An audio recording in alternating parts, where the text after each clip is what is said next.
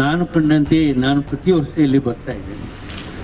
ಸುಮಾರು ಬೆಳಗ್ಗೆ ಅವರು ಹೇಳಿದಾಗೆ ಅಲ್ಲಿಂದ ಹಳ್ಳಿಯಿಂದ ಸುಳ್ಯ ಪುತ್ತೂರಿನಿಂದ 5 ಗಂಟೆಗೆ ಹೊರಡಬೇಕಾಗ್ತದೆ.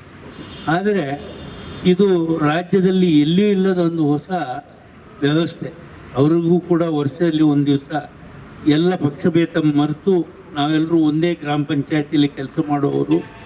ನಮಗೂ ಕೂಡ ಒಂದು ಕ್ರೀಡಾಕೂಟದಲ್ಲಿ ಭಾಗವಹಿಸಲಿಕ್ಕೆ ಅವಕಾಶ ಆಗ್ತದೆ ಮಾಡಿಕೊಟ್ಟದಕ್ಕಾಗಿ ಅವರು ಧನ್ಯತಾ ಭಾವದಿಂದ ಇಲ್ಲಿ ಬರ್ತಾರೆ. ಹೀಗಾಗಿ ಅವರನ್ನು ನಾವು ಪ್ರಶಂಸೆ ಮಾಡಬೇಕು.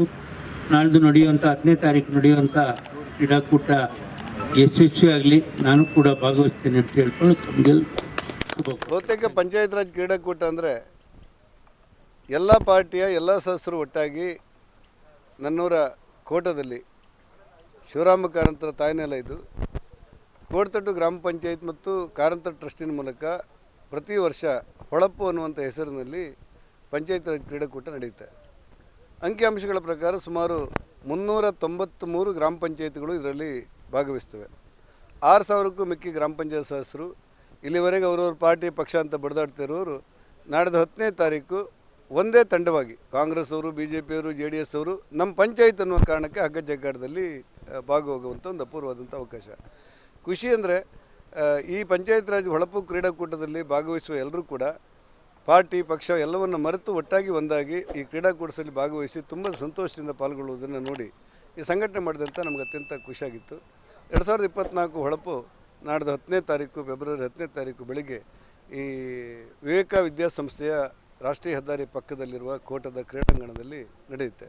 ಈ ಸಂಭ್ರಮದ ಕಾರ್ಯಕ್ರಮದಲ್ಲಿ ಎಲ್ಲ ಪಂಚಾಯತ್ ರಾಜ್ ಸದಸ್ಯರು ಭಾಗವಹಿಸ್ತಾರೆ ಮತ್ತು ಎಲ್ಲ ನಗರಾಡಳಿತ ಸಂಸ್ಥೆ ಸದಸ್ಯರು ಭಾಗವಹಿಸ್ತಾರೆ.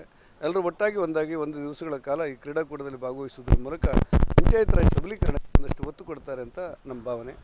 ಇದರ ಉದ್ಘಾಟನೆಯನ್ನು ಘನತೆವೆತ್ತ ಸ್ಪೀಕರ್ ಕರ್ನಾಟಕದ ಸ್ಪೀಕರ್ ಆಗಿರುವಂಥ UT ಖಾದರ್ ಅವರು ಇದು ನೆರವೇರಿಸ್ತಾರೆ. ಜಿಲ್ಲಾ ಉಸ್ತುವಾರಿ ಮಂತ್ರಿಗಳು, ಎಲ್ಲ ಹೋಬಳಿ ಜಿಲ್ಲೆಯ ಎಲ್ಲ ಸಂಸದರು, ಶಾಸಕರು, ಮೇಲ್ಮನೆಯ ಶಾಸಕರು ಮತ್ತು ಎಲ್ಲ ಗ್ರಾಮ ಪಂಚಾಯತ್ ಅಧ್ಯಕ್ಷರು, ಉಪಾಧ್ಯಕ್ಷರು ಭಾಗವಹಿಸುವಂಥ ಒಂದು ಪೂರ್ವದಂಥ ಕಾರ್ಯಕ್ರಮ ಇಲ್ಲಿ ನಡೆಯುತ್ತೆ. ಈ ಕಾರ್ಯಕ್ರಮ ನಮಗೆಲ್ಲರಿಗೂ ಖುಷಿ ಮತ್ತು ಸಂತೋಷ ಬಂದಿದೆ. ಫೆಬ್ರವರಿ 10ನೇ ತಾರೀಕು ಬೆಳಗ್ಗೆ 7 ಗಂಟೆಗೆ ಎಲ್ಲರನ್ನೂ ಕಾಯ್ತೇನೆ, ನೀವೆಲ್ಲ ಬನ್ನಿ ಅಂತ ಹೇಳಿ ಕಾರ್ಯಕ್ರಮದ ಸಂಚಾಲಕನಾದ ನಾನು ವಿನಂತಿ